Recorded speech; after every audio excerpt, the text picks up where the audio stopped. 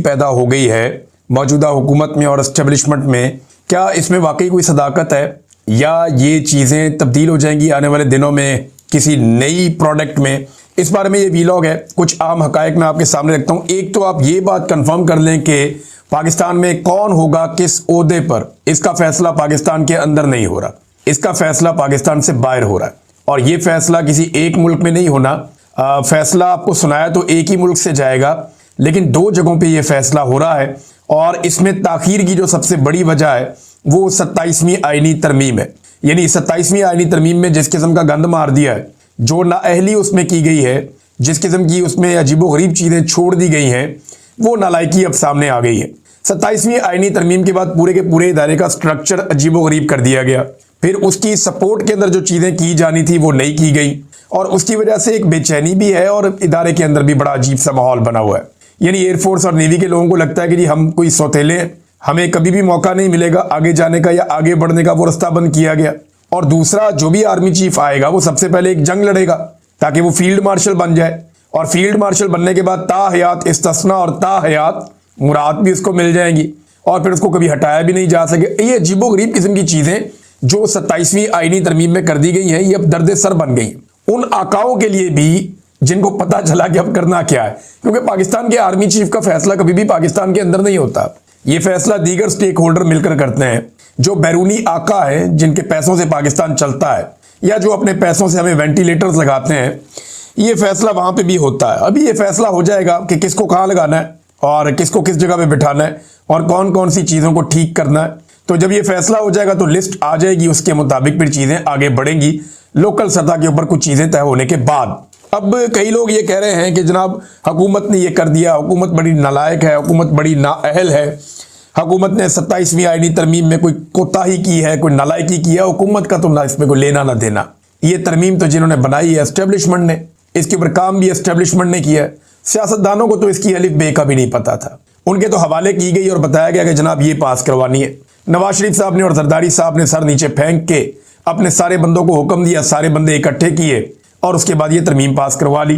और जिन दिनों में ये तरमीम पास हो रही थी उन दिनों में PMLN के MNAs की बाकायदा और पीपल्स पार्टी के तस्वीर दी गई थी एयरपोर्टों के ऊपर कि जनाब ये बंदे, और उनके नाम शाम भी थे कि ये बंदे कम से कम अभी पाकिस्तान से बाहर ट्रैवल नहीं करने चाहिए, अगर इनमें से कोई जाए तो उनको रोक लिया जाए ताकि पाकिस्तान के अंदर सारे के सारे बंदे मौजूद हों और कल को कोई बहाना ना करे जनाब मैं चला गया। तो ये एस्टेब्लिशमेंट की तरमीम थी। सियासतदानों पे इसका इल्ज़ाम ना लगाएं, सियासतदान बहुत समझदार होते हैं, वो बड़े तरीके से कोई तरमीम करते हैं, बड़ी मुशावरत करते हैं, चंद घंटों के अंदर ऐसे ही तरमीम होती है। और इसके पीछे सारा का सारा एस्टेब्लिशमेंट का खेला हुआ खेल था, उनकी नालायकी अब इनके खाते डालने की कोशिश की जा रही है। कई टाउट्स हैं वो आकर बैठ जाते हैं, बार बार ये कहते हैं कि हुकूमत की नालायकी, हुकूमत ने ये कर दिया, हुकूमत ने कुछ नहीं किया।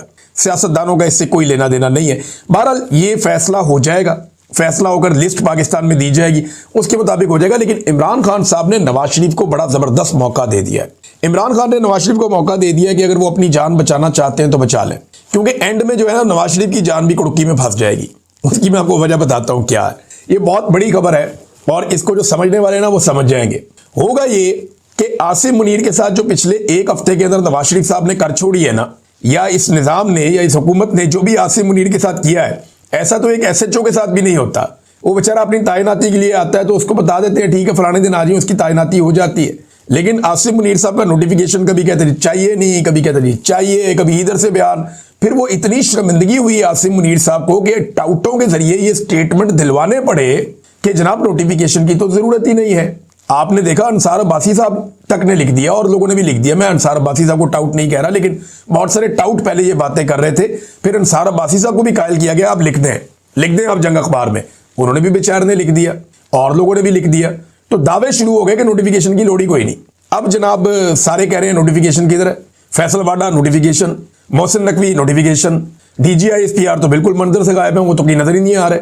लेकिन नोटिफिकेशन तो चाहिए और शहबाज शरीफ साहब को नोटिफिकेशन करना पड़ेगा। नवाज शरीफ के पास मौका है कि अगर वो नया आर्मी चीफ लाना चाहे तो ले आए। डर यही होता है ना कि इमरान खान कहीं आसिम मुनीर के साथ कोई डील ना कर ले, तो इमरान खान ने वो वाला सफा फाड़ दिया। कल इमरान खान का ट्विटर के ऊपर ट्वीट उठा के देखें, उसके बाद आप चीखें सुने, आपको आइडिया हो जाएगा कि इमरान खान साहब ने वो वाला सफा फाड़ दिया। और वो पहले भी कोई डील नहीं करने जा रहे थे। तो खातिर जमा रखे, आसिम मुनीर साहब किसी का कुछ नहीं बिगाड़ सकेंगे अगर उन्हें तैनाती ना मिली तो। लेकिन अगर उन्हें मिल गई तो फिर क्या होगा, ये मैं आपको बता देता हूं और आप बड़ा इंजॉय करेंगे आने वाले वक्त में, इसको संभाल के रखिएगा। अगर आसिम मुनीर साहब को दोबारा से उनको ये मौका मिल जाता है, 5 साल और आए और आकर आप काम करें, तो वो एक बात को तो यकीनी बनाएंगे कि नवाज शरीफ कभी भी कंफर्टेबल पोजीशन में ना आए। यानी नवाज शरीफ कभी भी उस पोजीशन में ना आए जहां पे आके वो कंफर्टेबल हो जाए, जहां पे आके वो रिलैक्स हो जाए। क्योंकि नवाज शरीफ को पहली मर्तबा रिलैक्स होना नसीब हुआ है जैसे ही उनके पास सादा अक्सरियत बनी है। साथ ही नवाज शरीफ साहब ने अपना रंग दिखा दिया। जैसे ही उनके भाई की हुकूमत महफूज हुई है, मियां साहब ने अपना रंग दिखा दिया। तो आसिम मुनीर साहब अब ये बात समझ के रहेंगे, जब तक रहेंगे, कि नवाज शरीफ को कंफर्टेबल नहीं होने देना। जब भी ये कंफर्टेबल होगा ये वापस मुझे जवाब देगा। ये आसिम मुनीर साहब को भी अब लगेगा। तो एक अजीबोगरीब तरीके से इनका मामला आगे बढ़ेगा और आसिम मुनीर साहब अब उतने ताकतवर रहेंगे नहीं। अगर उन्हें अगले 5 साल मिल जाते हैं तो याद रखिएगा पहले 3 साल के अंदर आसिम मुनीर साहब जो ताकत इंजॉय कर रहे थे, इतने सारे इख्तियारात लेने के बावजूद वो ताकत दोबारा आसिम मुनीर साहब इंजॉय नहीं कर पाएंगे।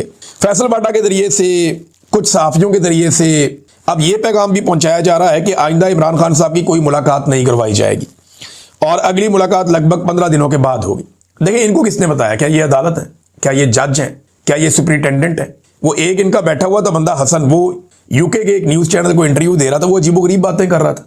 वो कहते जी इमरान खान क्योंकि तालिबान का दोस्त है इसलिए हम उसकी मुलाकातें नहीं करवाते, वो दहशतगर्दी करवा रहा है। कभी कोई स्टेटमेंट, कभी कोई स्टेटमेंट, मेरी तो समझ से बाहर है।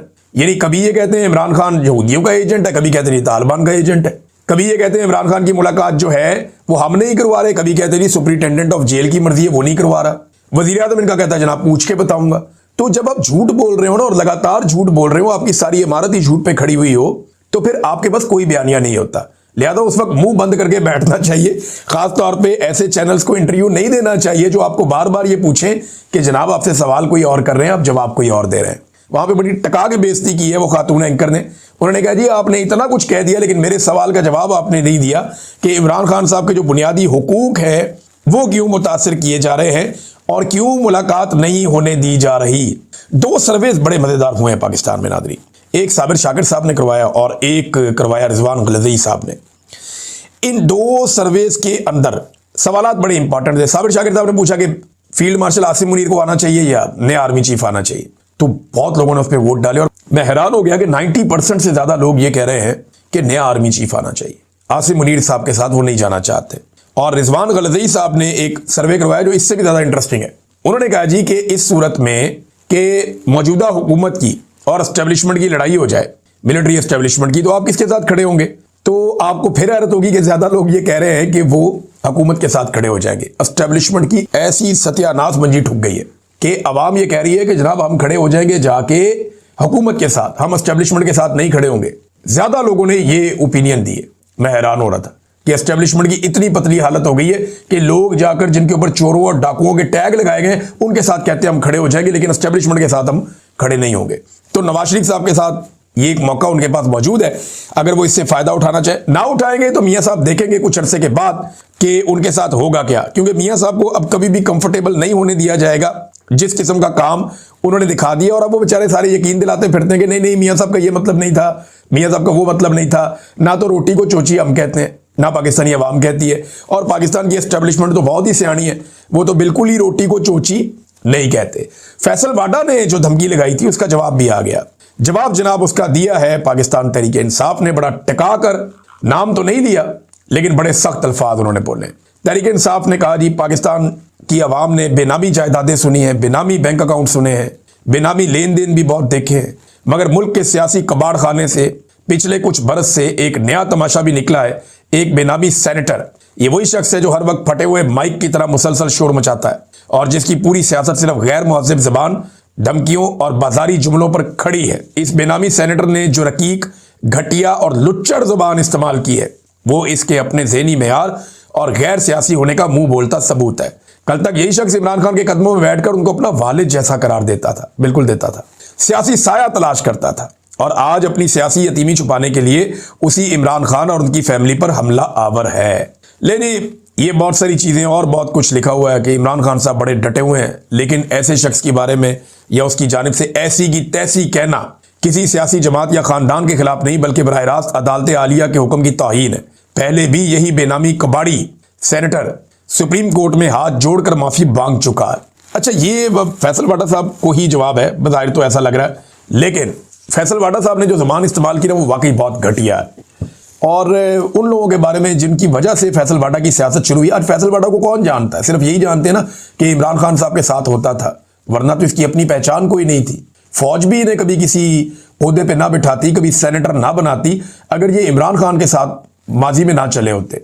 इनकी सारी अहमियत इमरान खान की वजह से, जैसे रेहाम खान को लोग जानते हैं इमरान खान की साबिक अहलिया होने के नाते से, वरना बहुत सारे और लोग ऐसे हैं जिन्हें लोग नहीं जानते, बहुत सारी खवातीन ऐसी हैं जिन्हें लोग नहीं जानते। तो फैसल वाडा हो गया, ओन चौधरी हो गया, बहुत सारे और लोग हो गए, इनकी पहचान इमरान खान की वजह से, इनकी अपनी जाती कोई पहचान नहीं है।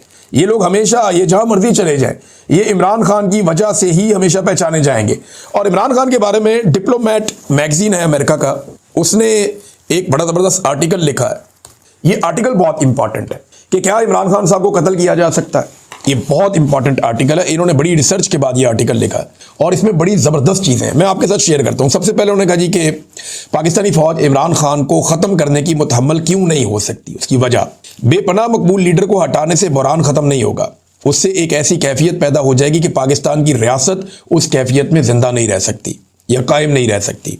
इमरान खान साहब की हिरासत में मौत के बारे में अफवाहें आई और बहुत अदम एतमाद था लोगों के अंदर, और पाकिस्तान के सियासी मंजरनामे की सारी मंजरकुशी हो रही है। हुकाम ने दावे किए कि जनाब ऐसा कुछ नहीं हुआ, लेकिन ये अफवाहें बहुत तेज़ी से फैलती हैं। आसिम मुनीर साहब ये समझते हैं कि इमरान खान को ख़त्म करना एक बड़ी तबाहकुन गलती होगी जिसे एस्टेब्लिशमेंट किसी सूरत बर्दाश्त नहीं कर सकती।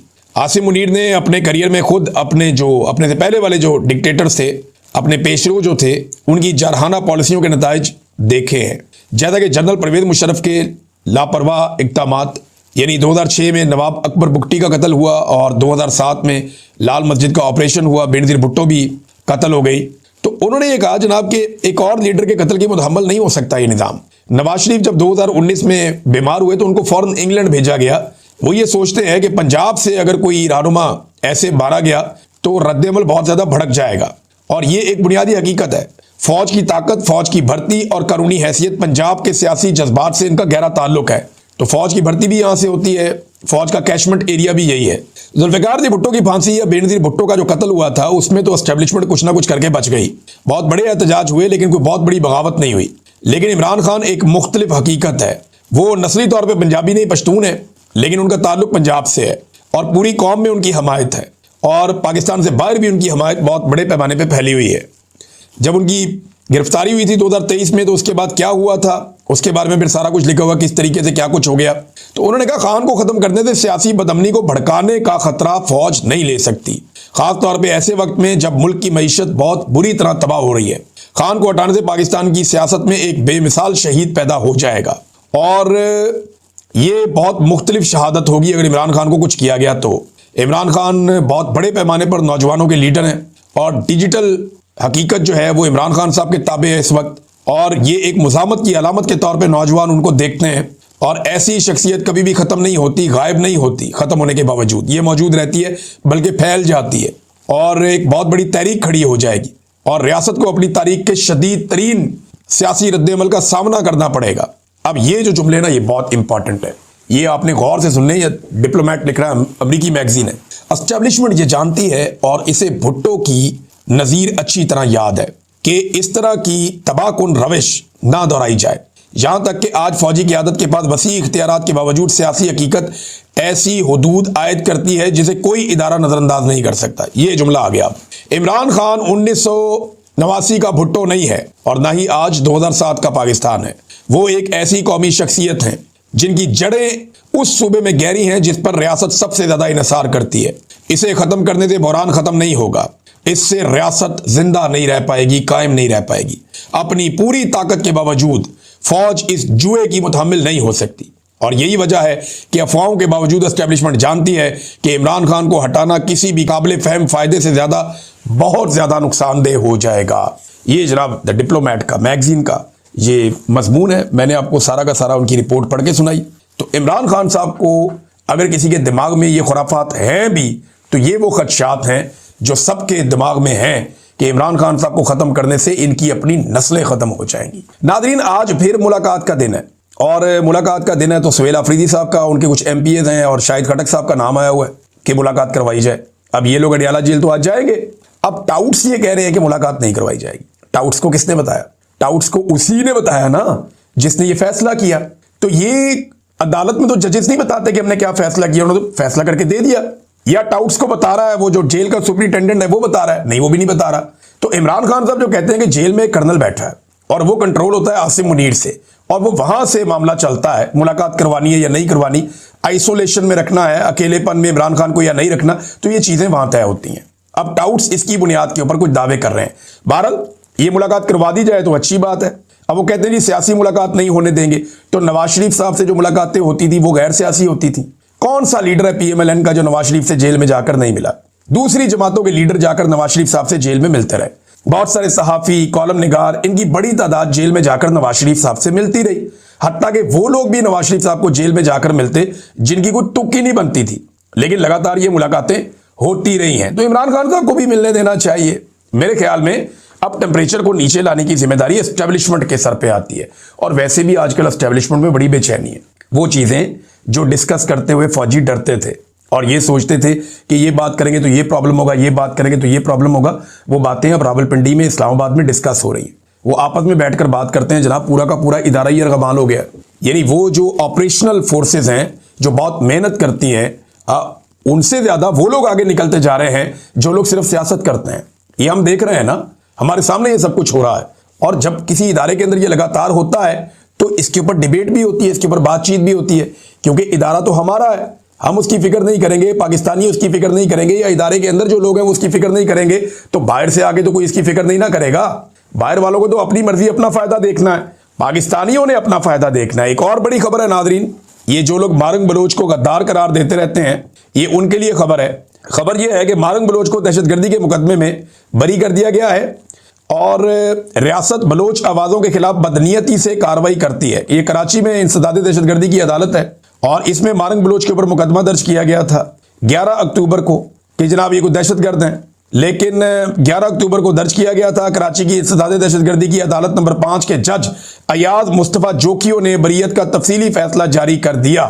FIR में इल्जाम लगाया गया था कि मारंग बलोच मुख्तलिफ दहशतगर्द तंजीमों से वाबस्ता है, उनकी सरगर्मियों को फरोग देती हैं, नौजवानों को गुमराह करती हैं, रियासत के खिलाफ दुश्मनी को बढ़ावा देती हैं और कौमी मफाद के खिलाफ काम करती हैं। अब अदालत के अंदर तो साबित कर नहीं पाए। रोजाना बैठ के DGI SPR कहते हैं ये भी बगावत, ये भी गद्दार, ये भी बागी, ये भी गद्दार, ये दहशतगर्द। रोजाना बैठ के बता देते हैं, कभी DGI SPR बता देते हैं, कभी कोई और टाउट आकर बता देता है, कभी कोई दरबारी आकर बता देता है। अब इन सारे लोगों को माफी नहीं मांगनी चाहिए मारंग बलोच से, उन्हें आजाद करके कि जनाब आपके ऊपर तो हम अदालत में साबित ही नहीं कर पाए कि आप दहशतगर्द हैं। भाई अगर आप अपने मुंह से किसी को दहशतगर्द कहते हैं तो जाए जाके अदालत में साबित करें, क्योंकि आपके ऊपर तो हम पीका का पर्चा भी नहीं करवा सकते। ये जो पीका का एक्ट आप बना लिया आपने, या जो आगे आप करने जा रहे हैं, ये तो आपने बेचारे अपने मुखालिफिन के लिए बनाया हुआ है। आप जिसको मर्जी गद्दार कहें, जिसको मर्जी बागी कहें, जिसको मर्जी दहशतगर्द कहें, आप जिस पे मर्जी झूठे पर्चे करवाएं, झूठे इल्जामात लगाएं, झूठे तमगे आप लोगों को पहनाएं, और उसके बाद आपके ऊपर एक कार्रवाई भी नहीं हो सकती, एक भी पीका का मुकदमा आपके ऊपर दर्ज नहीं हो सकता।